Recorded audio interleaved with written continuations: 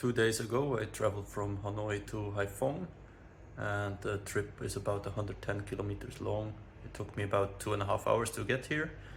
I started early in the morning, so I arrived in Haiphong at about midday, which gave me enough time to still go to a mechanic shop, have the oil changed on my bike, and also do some small repairs.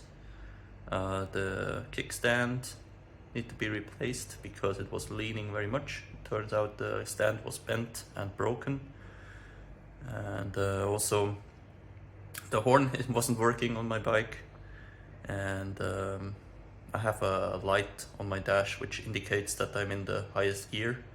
This didn't work. The mechanic also replaced that. The indicator, sometimes I had to push it like 2 or 3 times for it to work. I think he cleaned the contacts a bit. Now it's working more reliable. And I also wanted to have the fuel sensor fixed. Unfortunately, he couldn't replace that because it wasn't a problem with the sensor, it was a problem with the dash, and the whole dash would have to be replaced, which would be a bit expensive, maybe like $50. And also, because it's an old bike, he didn't have it on stock, so he would need to order it. So I didn't do that, but everything else was done in like 2.5 hours. I was there. He started work immediately. It was really nice. He always communicated the costs up front, and all in all together it was like $16, which is really reasonable if you ask me. While waiting there, I also talked to some other customers that were also there for service or repair. And one lady was a teacher. She spoke very little English, and yeah, she warned me a bit more about Typhoon and informed me that I need to prepare. I need to buy some food in advance, and there will be no delivery service during the typhoon.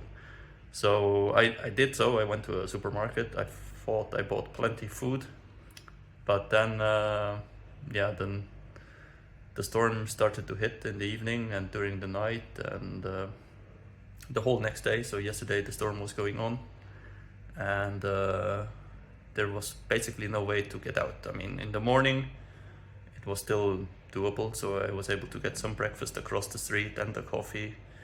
But I would say at about 10 a.m. it didn't make sense to go out anymore, let's put it that way. It was too dangerous. So they basically closed down the hotel, closed all the doors, shut down the elevator, and we were stuck inside. But I will put the picture what I thought was plenty of food. Towards the evening, I noticed that I had bought too little food, as the rum boxes, they only have like 300 calories, so you need to eat like 2 of them per meal. So in the evening I was quite hungry and I only had small amounts of snacks left over. I went down to the lobby area trying to maybe talk to the staff if they have some food that they can sell to me. And one older gentleman, he asked me whether or not I have had dinner yet, and I explained to him that I only have small amounts of snacks left, and if he has some spare food I would be happy to buy it from him. So he basically took me with him to the 6th floor, which is the highest floor in this hotel, and up there they had like an improvised table or eating area for the staff, and I was welcomed there, and they gave me plenty of food, which was really nice. I didn't know he was part of the staff. I thought he's also a guest of the hotel, but I guess now he's maybe the owner of the hotel, I'm not sure.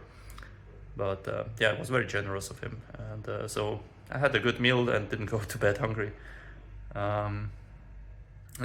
So today, this morning, the rain stopped, and I wanted to leave. I wanted to continue my travel, but unfortunately the streets are flooded. You'll see in the videos, and I mean, some people drive their bike or car through it, but I don't want to do that, and also I don't think it's a good idea.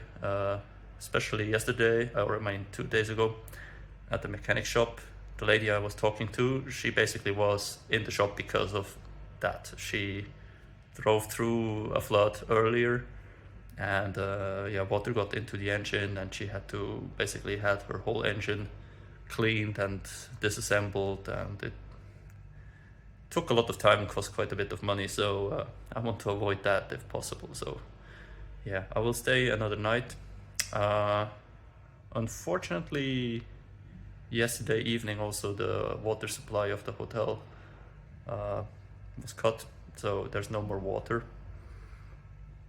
There was just a small amount of hot water still, maybe trickling down the pipes, so I was able to wash myself a little bit. But unfortunately now there's no more water, so flushing the toilet is not possible at the moment. So yeah, it's not very pleasant.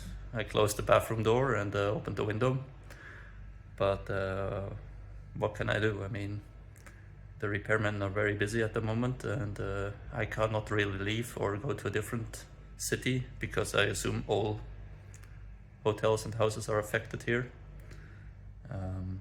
Yeah, so one more night. I hope it will get fixed soon, and I hope I'm on my way tomorrow.